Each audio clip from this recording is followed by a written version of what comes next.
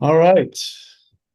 We are once again back for another ET channeling. The light beings showed up a while ago. I was trying to make a video and I couldn't because I was getting so spacey with the energy. So I just put the video aside and laid down. So I know that this is going to be a good reading. We have Lindsay Sherrard here, and she's been following the channel, reading the books. She was telling me the books that she's read, and I'm very appreciative of that. I don't promote the books nearly enough as I should, but anyway. Lindsay, please just go ahead and share with us anything you'd like about why you're here, what's going on with you, your connection to light beings, or your desire to understand them. Okay. Well, let me see. Since I've been age four, I've been aware of other beings and watchers, or I've been communicated with benevolent beings. And so that's made my life very interesting. I'm not one of these people that they show up and I see them and we communicate. It's just been, I get downloads and I get imagery and I get guidance. Um, and because of all this, I never like lost my innocence in puberty and the teen years. I stayed very childlike or naive. And so that I've always been protected. So I didn't have a hard time necessarily. A couple bullies in junior high, but everybody gets that. Um, so I've always, and since I was tiny that age, and at that point we had moved, I was born in Houma, Louisiana. My dad was a petroleum engineer and but they were Ohio people. And I was born there. And then when I was three, we moved to Salt Lake City, Utah. And um, and it's beautiful country. It was with his job. But I remember as this little child, and my parents didn't talk about religion to me. I think we went to a Methodist church a little bit, but I remember having a visceral loathing of Brigham Young when I was a little child, and my parents didn't say anything. And then when I was 7, we moved to Western Maryland. But when I was little, from that point, I would look up at the sky and I could always find the Pleiades right away. And I didn't even know what they were until later. So I feel a connection there. But, so many of us, we've spent time in various star systems, before choosing to incarnate here. And so I'm just very aware that I've been a part of this planet's development for a long time. And I'm very aware that everything's happening at once. Um, all the different lifetimes actually is just where we place our focus. Mm. And when I just saw you were doing these readings, I just thought, oh, let's have some fun. Well, cool. I like that. So as soon as you started talking, I felt them saying, "We love watching her play." So it gives them a lot of joy. So when you started talking about, not losing your innocence, they were very much in agreement with that. That that's how you experience life, and they love that. They love watching that, and I think it's important for people to understand that, these are the beings, not like the crazy weird stuff that media wants us to think of ETs, but they are like little kids. That's how they operate. They're smart, they're mature, but they operate from that place of childlike innocence and playfulness. And so they love that about you, and they love that you've kept that. That's good to hear. A lot of people, I haven't, sometimes it's not appreciated. but that's Yeah. fine. Well, it's probably not understood either, and it's threatening. Mm. People are trying to be adults and get, being all bent out of shape about things that don't exist, like, money and fame and prestige and all that. And you come along and say, no, we're just here to have fun. It's going to be challenging to their, like you said, their energy field's not ready for that. They don't want to hear that. Mhm. So that's understandable. All right. So, I kind of feel like I just want to see what they want to say before we go any further. So, okay. So the Pleiades is coming up. I felt a strong hit when you mentioned it, and I'm looking to the left. Uh, that the Pleiadians come to me on my left side, and so I'm naturally sort of looking to the left here. So, what would you like to tell Lindsay?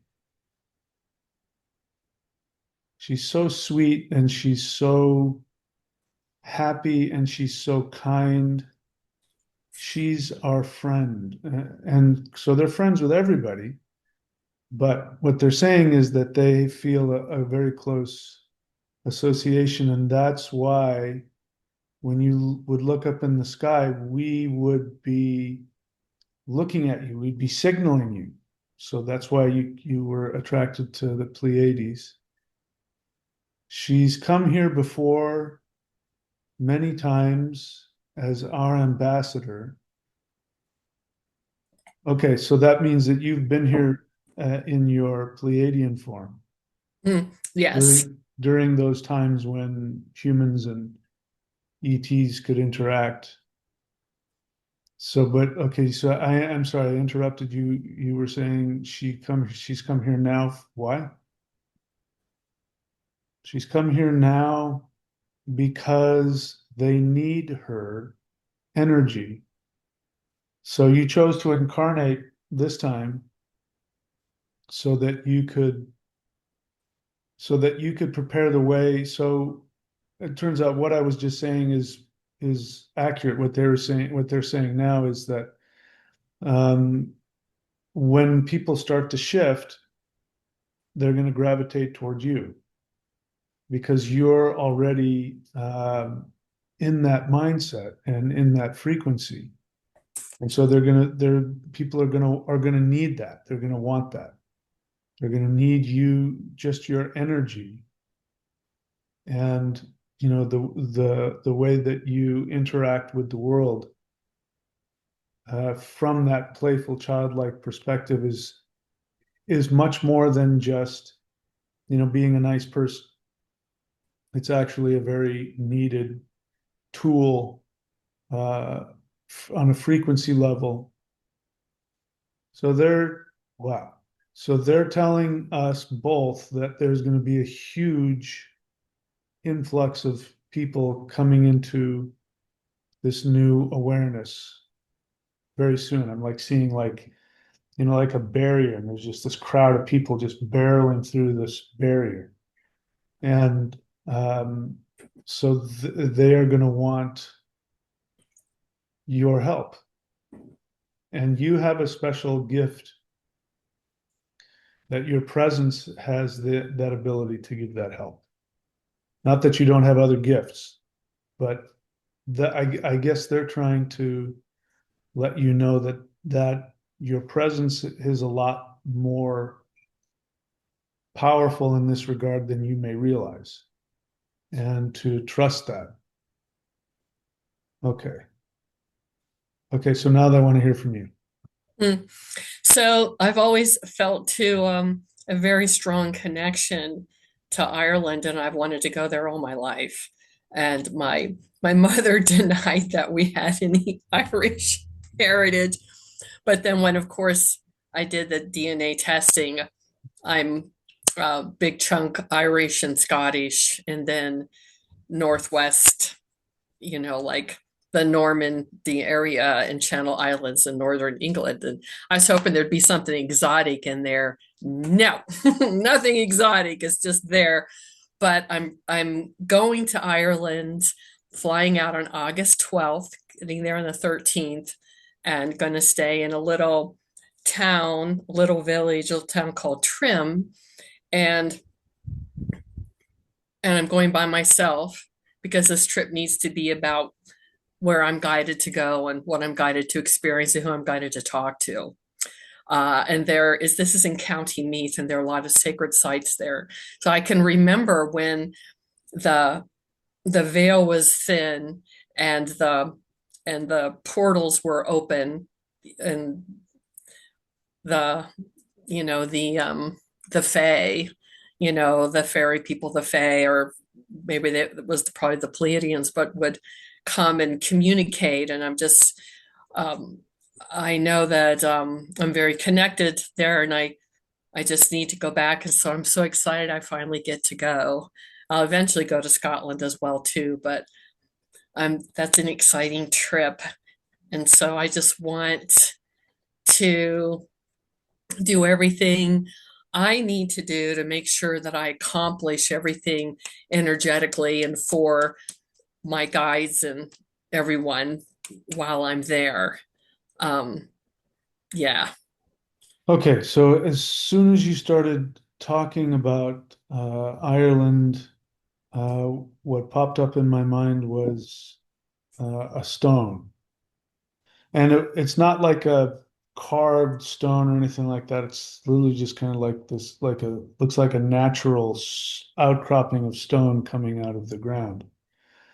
Now, that may not mean you're going to look for that particular stone. It may mean that the stones have something to tell you, and that the stones that there are, like you said, the Fae, there are spirits, land spirits, higher dimensional land spirits that are either the stones themselves or are located in the stones.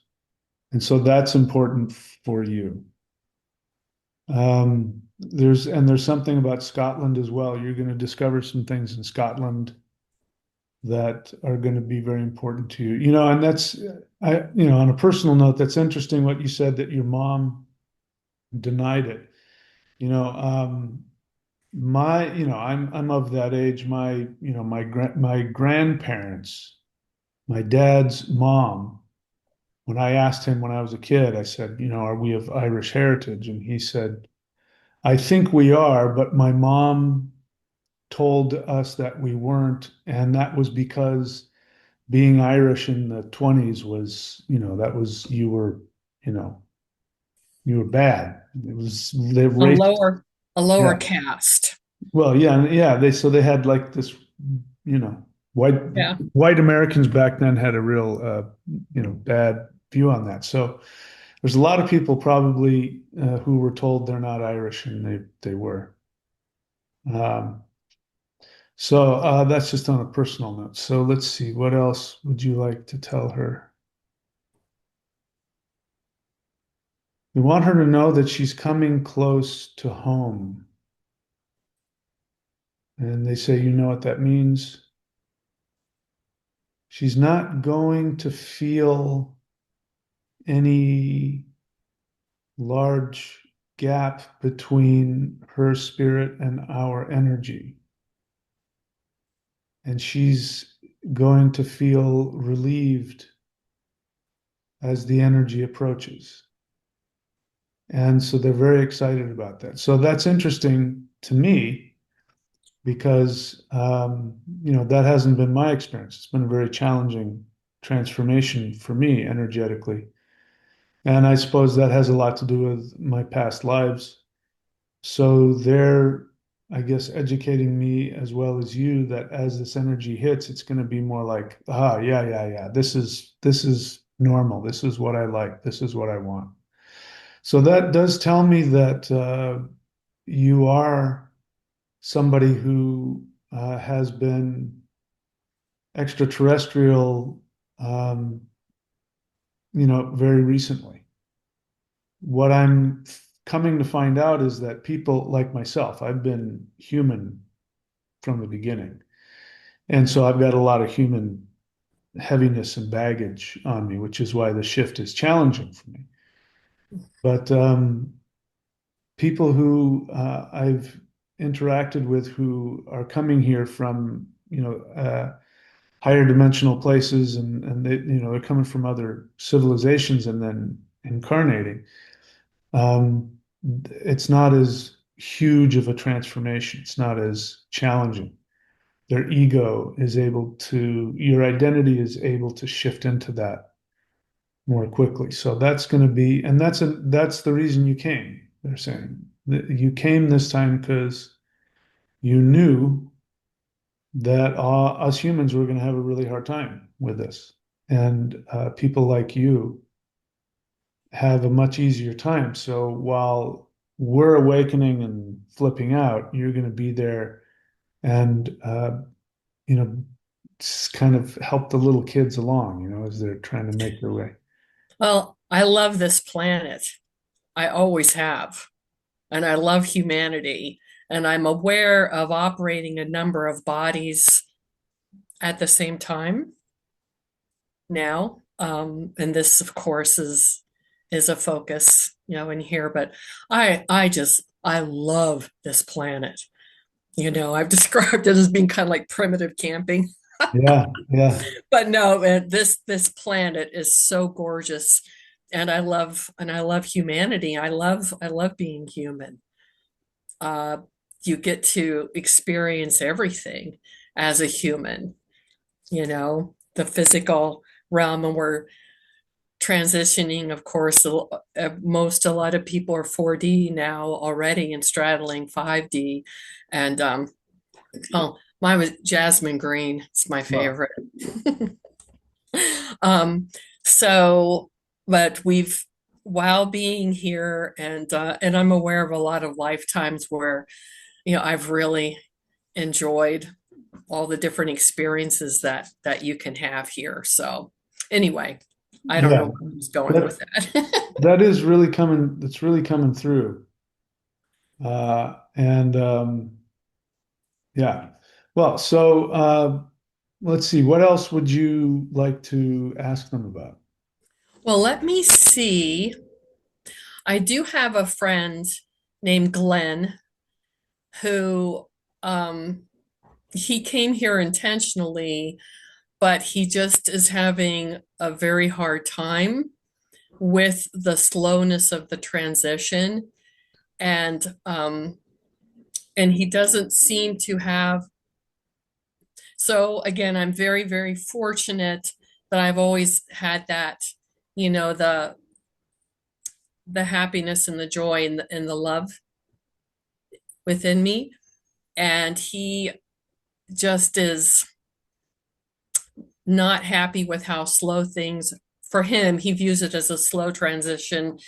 Um, and feels he's like lacking in the life force, the joyfulness of being here.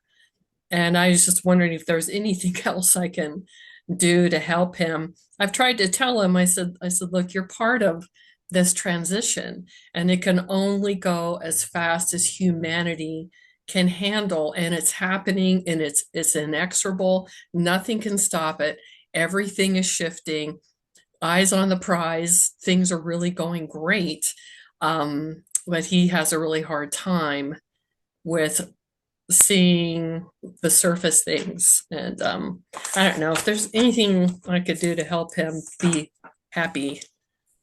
Okay, yeah. So as soon as you started talking about him, they were showing me that, which is, I enjoy that because I'm like, oh, I'm on the right track, because then you pretty much said what was just coming to my mind as I was listening to you when you mentioned him. So let's see. Your question is, what can you do to help him? They say this is the sad part. This is the one of the lessons that you haven't learned, they say, uh, which is that once we're in this 3D dense frequency, this experiment, everybody's on their own. It's the only way that anybody can come out of that is when they reach out and ask. So if he's not asking. And they also tell me that this is his experiment. So he has to go through the experiment, in his way, and this is what he's learning. So this is the lesson he's learning in this world, is that it is an inside job and it's voluntary, and our reality is created by choice from within. So that's good. That's good. It's not good watching him be challenged, but he knew that coming in here, that this is what he was going to experience. Because if we just step back, and look at things objectively, what you said is true. He could just as easily look and see, look at how much has changed just within the last year. I mean, it's impossible. Is it perfect? Not by any stretch of the imagination. Have we shifted all the way up? Not that I can see. But the things that have already happened just within the past year would have been impossible 2 years ago. Would have been impossible. So he could choose to view it that way. So if he's not viewing it that way, then that means this is something going on internally with him. So the helpful news for you is that it's not about what he says it's about. And so I'm feeling a lot of energy. So from your perspective, you're taking him at his word, which is things aren't happening fast enough. And you hear that and you want to go, well, things are changing. Be happy. And he's like, no, you don't understand, blah, blah, blah. And so it's not what he's saying it's about. It's about something deeper. And until he's able to get to that deeper source and bring it to his conscious awareness, he's Yeah. always going to be finding that thing that's not quite right, Right. not perfect. And there's nothing you can do about Right. it except Yeah. be yourself. Except be yourself. And also, the thing about people's attachment, this is important for you, they're saying. The thing about people's attachment is when you try and take a toy out of somebody's hand, they hold on to it harder. So if you come to him and tell him to let go of that and move on, it's going to make him double down even harder. Mm. So one thing you can do to answer your question is when he complains about it, you can say, that sounds really painful. Mm. I can see why that bothers you. It sounds really awful. Mm. I agree with you. Things haven't become perfect yet. That will then let him go deeper to the pain which is underneath. And when he's ready, then he can release that. And then he'll be able to see from your perspective. But Mm. it's his experiment. He's got to do it in his own time. And all we can do is accept people exactly as they are. And the light beings are like that. They, I've got, the negative garbage that goes on in my head, you wouldn't believe. And I'm surprised that even this is happening, that light beings are speaking to me through me right now. They really don't see the negative in anybody. Mm. Mm. And so it's really only the only thing that's preventing us from breaking through is just simply the decisions and the actions that we take. And how we feel about it isn't really what they care about. They care about, are we reaching up? Mm. And when we do that, energy responds. So you can be that. When he reaches out, boom, you're there. The Mm. moment he asks.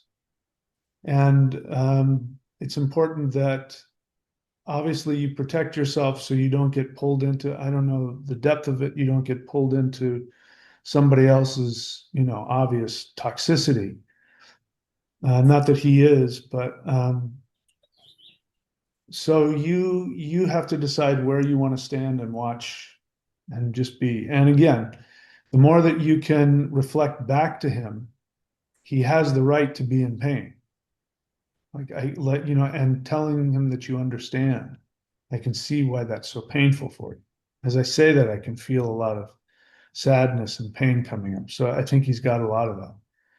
and that will help him release it. What else? Anything else you'd like to add?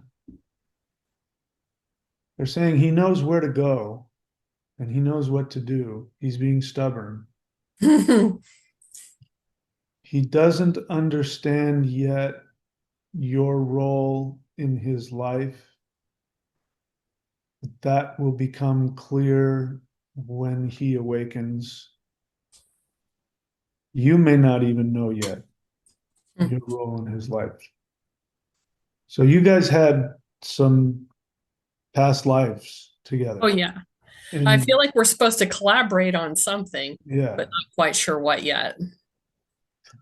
yeah. So I'm bumping into these kinds of things myself where the light beings have, in a couple of instances told me this person, you've got, there's a connection. And then when I try to make a connection, there's just this completely unaware, you know, person on the other end. And I'm like, I don't know what you guys are talking about. And in some instances, they've said, let us show you. And then I've seen past life interactions. And so I can clean up my side of it. And when they're ready to awaken, they will. So, the challenging part for the light beings is that, uh, they see it from, outside of the game and they see us that way. So there could be two people standing next to each other and the light beings will see them both at their highest 5D self and they'll like, you guys should talk to each other. And when they try to talk to each other, it's like they're on such completely different levels. So what's important about that is this is for you to meditate and envision what you believe the two of you are supposed to be doing, or at the very least, just meditate on that energy collaboration. Okay. That will help him. You can't reach him though through the game, right? The Right. video game, you can't reach him through the game. So you Okay. have to go hack it from behind, which is what the meditation is with the visualization. That goes in and changes things from the inside.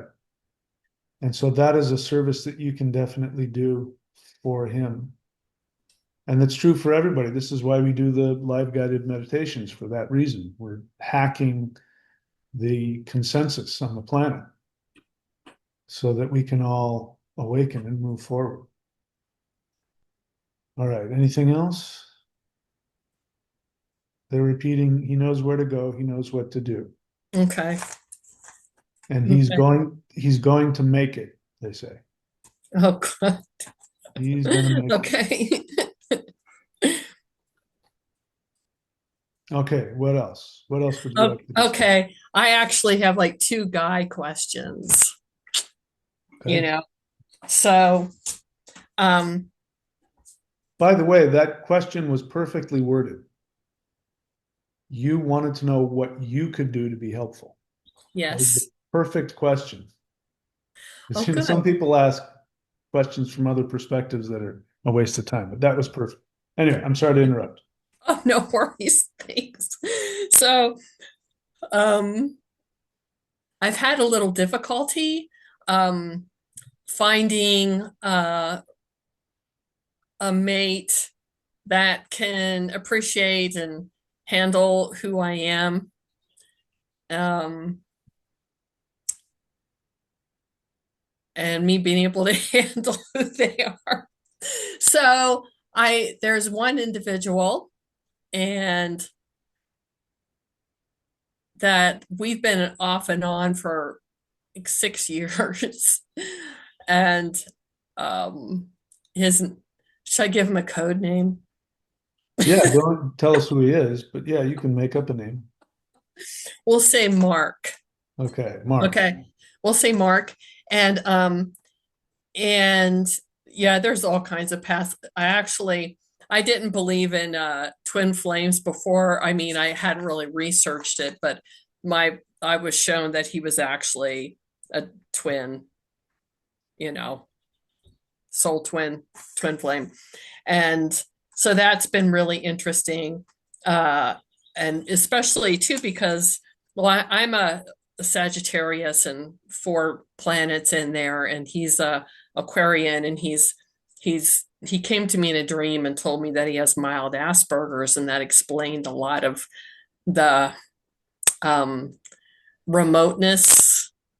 Um, and then so anyway, this when I thought, okay, and I learned that just because someone is your twin doesn't mean you can be here in this physical plane, right here and now, happy together as a couple. And the Euro rune is my favorite for how to be in relationship with someone. This. Yeah. Um, and so I was like, okay, so I let that go completely.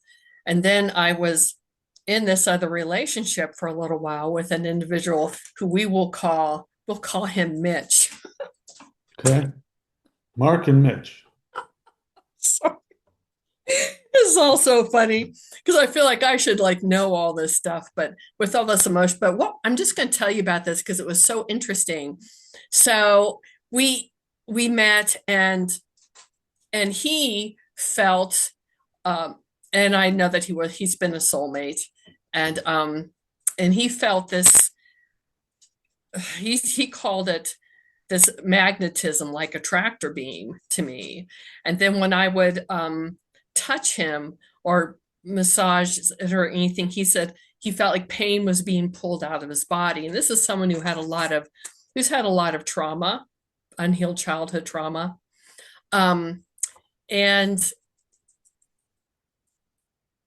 and so that was really interesting. I've done healing work before, and people respond to my touch, but not like this. And I know it wasn't because of me, but something about me and him and how he responded to whatever. I don't know. It was really, really, I mean, to have this person who was so in his head and all these other things and just really a very rigid person just respond so intensely to my touch. And then he really his interaction with me, and he lives down in the valley, which means Phoenix. Um, so he would drive up and he would love coming up here because I'm like 5,400 feet. I'm in the Ponderosa scrub oak forest. Um, and and my home is a welcoming place. So he would love coming up here. Then he just I found out some things about him that were rather disturbing. Um, and like him being an admirer of the Nazi regime and the SS in particular. And I got, the hit that he had been an SS officer and had felt very at home in this regimented, all male kind of almost like I think he's had a number of lifetimes of being in these intensely male organizations. Um, and so that was disturbing. And also, he'd related some instances where he would use what you and I would view as a rather slight provocation to just severely beat up a man and even to point of hospitalization and then feel justified in doing so. So there was all of this going on, and I'm a sucker for a lost puppy, So he had this whole like lost puppy, adult waif energy, and he'd been adopted and then his adopted mother left, the marriage as well. So there were all these things. And but he came and received kind of as much as he could. And then it was just kind of, I don't know. I pulled the rune on him today, and I knew it was going to be the Hailstone rune, and then that's the one I pulled, and that's what's going on with him right now. But anyway, is there anything else I need to know about that? Um, and and then so meanwhile, I got after that ended, I thought, because I'm still friends with Mark, and and and I helped him. He needed help a couple of weeks ago. He'd almost died from severe pancreatitis a couple of years ago. Was in the hospital for over 6 months, and so I was part of the team helping him there and stuff. And anyway, long story short, it looks like we're back together again. We both have made changes. So anyway, anything they want to weigh on in So there. this is the Mark guy who with the Nazi past. No, Mitch Mitch. is not. Let's Okay, just, so these are two yeah, different guys. yeah, two different guys. So Yeah. you want to know about Mitch? Let's call him Dieter. Well, now I'm confused. No, So, sorry. Mitch is the one I was with short term who had the Nazi past and oh, okay. and then really responded so intensely to my touch. Okay, and that's And different from the guy Mark, that you're back with now. right? Okay. Sorry. Well, all right. So I can tell you that, um, because when I'm doing these readings, I don't listen with Right. my normal counselor mind because there's all kinds of stuff we could unlock there. But um, so what they said about him was that they're looking beyond underneath that because they don't care about that. That's it's not that it's not horrible in all kinds of ways for those negative things. It just means that that's our avatar. That's the false personality we create in order to be down here, so we have all this drama to experience. Yes. Yes. So underneath that, he has a question where now this doesn't mean he's going to know this or consciously feel this, because as you were talking about, I was seeing this underneath. So in terms of your energetic past with him and all of that, he's got a question, which is he wants to know where you're going, and not. I'm not sure what that means, but I think in the long term that there's something about where your energy is going in your lives going forward. Um, Maybe in your other dimensional lives, that there's something about that he finds interesting and that he finds attractive. And he wants to know where that is. Where is that energy going? What is that? So that's not necessarily anything you can tell him. It tells you why he's got such a strong attraction to Mm. you. Okay, so now they're handing the reins over to me. So yeah, I mean, I'm not going to get too deep in it, but obviously I'm hearing some unresolved codependence on your part, right? Are you aware of that? I want to help too much. Yeah, that's so. Let me just cut to the quick very quickly. Yep. That conscious experience of wanting to help is actually coming from somewhere else. Okay.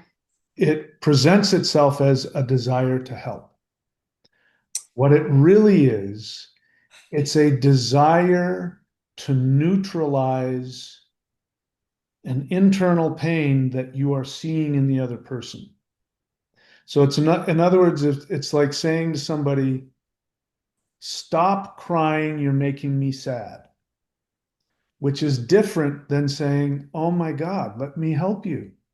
You're in so much pain. Mm, mm, So it's yeah. coming from the reason why you're attracted to him is because of your unhealed wounds. It's not Mm, because of a higher purpose. mm. You Okay. mentioned twin flame.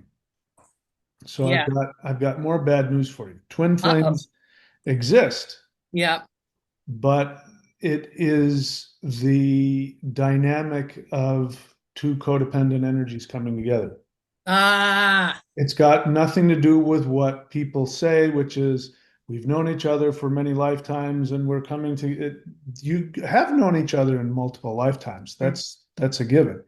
But what brings you together is not what people are, spiritualizing it into. It's coming from, it's coming, listen, I got to be straight with you. This is Okay. my job. It's coming from your, within you, the things within you that have not evolved yet. Yeah. And it's your protection of those things. So you seek out what you think it's a puppy, but what you're seeking out is somebody that's going to keep you in those wounds. Oh, I It's don't want that. no, nobody consciously wants that. We never do this consciously. I mean, I've done it. A lot of people do it, Yeah. but this is the first step in moving beyond it. I want to do the shadow work because every time I do some of that, it's greater freedom. It's more waking up out of the human. Yeah. Yeah, so this is what the 12 steps to 5D is about on my channel, which is, taking that from 12-step programs, and they're the single most powerful way that you can become conscious of these how should I put it? I mean, these mind games we do with ourselves Yeah. to spiritualize our own unhealed consciousness. Okay. Okay. So yeah, uh, that's so that it's a 3D thing, and they were like, Mm. you talk about that because they're not in that space. They're not in that. Right. Once we start getting into some of that darker 3D stuff, they're like, we don't know what that's about. We're not. Yeah. So from their perspective, to bring it back to the light beings, from their perspective, they see all human beings in their higher dimensional self. And Mm. once we leave this reality, once we leave this 3D world, you're going to see Hitler and Buddha hanging out and, drinking tea and both at the same level of awareness. And it's hard for us to see that down here, but that's okay. So I'm feeling them. That's their challenge. Their challenge is really wanting to awaken us to our higher dimensional self. So the 5D reintegration. So that's where I want to go next with you. You didn't ask, I didn't hear it from the light beings. This is where I want to go. Okay. So let me ask and see. Do you have do you have any knowledge of that? So they're liking that I did that because they want to bring us up to a higher frequency. They're saying learning to be alone is good for you because that will then transform into learning to be even more connected to the to nature, to the earth, to the spirits. Okay, so let's see what else. They say she wants to know where she's going to be. Does that make any sense to you?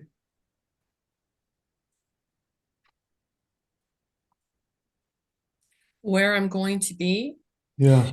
Probably, yeah, when we are in when we have transitioned into 5D, I've felt that I know my body is along for the ride and a vehicle for consciousness. So I guess more of what my outer role will be, maybe. Okay, good. So this was important. Um, what I've learned from light beings is that they respond. It's actually when we create a question, questions create an interdimensional vortex that then they can connect with us. So Okay. they were sort of kind of pushing it along so that you would ask that. Okay. And so that's now your mind, yeah. So now your mind is in a powerful place, and now that question, I'm learning as we're talking, questions create a vortex. Um, but of course, it has to be questions coming from the spirit as opposed to, nonsensical 3D questions. All right, so they said she wants to know where she's going to be. You clarified where are you going to be in 5D. She's going to be a master of the stones, master of the stone circles. And I'm seeing you like even with like fairy wings in the middle of a stone circle. So this brings us back to what I first saw when you first started talking about um, the Celtic nations up there. I saw stone. The first, just a stone popped up in my head, and it had power for you. So the stones have power for you, and the stone's there. So okay, so where is she going to be? So you're going to be like, in the Lord of the Rings, the elf queen, how she really just kind of stands back while everybody's doing their thing and they're getting together and they're going off on their journey, and she's like that place where they come to sort of just get themselves together before they take off. And so I'm seeing you again. I'm trying, I can't get the picture out of my head of you flying around in fairy wings. And when people come to stone circles are gonna come back in vogue. They're gonna be a thing again. And I could go on and on about why that is. I won't do that right now, but so you're going to be a master of the stone circles. You don't even necessarily need to be seen. People will come and they won't even know you're there. Mm. But your energy will be there, helping them connect to their loved ones, they say. The stone circles, among other things, are going to be places where we can look in on the third dimension. So if we have family or friends or people who are still down there when we're up in higher dimensions, we can look down and help them and send energy to them. And this is exactly what I was talking about earlier when I said meditate for the person. It's exactly what that is. We will be like the light beings will be in a higher dimension, sending energy to people. And if they want to hear it and then reach up, then we'll be able to help them. So you're going to be a master of those stone circles, a guide. Just like now, if we go to places and they leave an offering to the goddess or whoever of the place, we don't see that being, but it's there. You're going to be one of those beings. When the shift hits you, I don't know if you're going to like hearing this or not. When the shift hits you, you are going to go to a very high frequency. And not everybody will be able to see you. Oh. When that happens, you're going to like it. It's going to free you. It's going to be like, oh, yeah, I forgot what that felt like. You're Mhm. going to enjoy that experience. Okay, so now it's bringing us back to some of the other things. So it's explaining why those other dynamics happen. Because in the third dimension, we're not able to do that. Mm. And so what ends up happening is that part of us that wants to operate from that higher dimension, we can't kick into it. So it ends up taking on a third dimensional codependent thing, Mm. Mm. which is, toxic. Mm. But it's coming from a memory. And I'm learning that, contrary to what I might have believed years ago, a lot of people talk about old souls, you Mm, know, and the idea is that the old souls are superior to the young souls, and very condescending. mm, What I'm finding is that a lot of people that we would consider to be young souls are struggling with the third dimension and get involved in all kinds of, you know, so-called, dysfunctional things. But it's because they're not from here. hmm And so they don't know how, the third dimension is really teaching people how to have discipline and take contrary action, to act contrary to our impulses, no matter how difficult it is. That's the main thing the third dimension does. It's like weightlifting for the soul. It just makes the soul super strong. So when you've got souls that either haven't been here for a long time or don't come to Earth all that often, the desire to go to a higher place and send healing energy ends up getting thwarted. Like they just keep hitting their head on the ceiling, and then the only thing they know how to do is to reach out and try and help. And so the lesson for, I guess this is turning into, they're giving us a lesson in codependence. The lesson for those people who are super empaths, people who have a lot of twin flame relationships, or however they would want to look at it. The lesson is to first acknowledge the power that you have. When we're in the third dimension and we say to somebody, hey, here's a good way to look at it. We think we're coming from this higher dimensional place where it has all this power, and people, because that's what normally happens. And higher dimensional places, the powerful beings will say, hey, here's a way to look at it. And boom, it hits and people see it. mm, Doesn't happen down here. It just bounces off of people's heads. And so this makes people feel like they don't have any power. mm, So the first thing to remember is how incredibly powerful you are in a healing capacity. Like you said, the Hagalaz rune came up for the person you were thinking about. And for whatever meaning that had, it also has the meaning that that's you. You're the healing that comes. So the frustration is in the third dimension, it doesn't take. And that's very challenging. So you've come here, among other reasons, to be remembered. So here's something you can do. I'm not saying this should be the only thing that you do, but there is something you can do, which is when you do something or say something and it bounces off their head,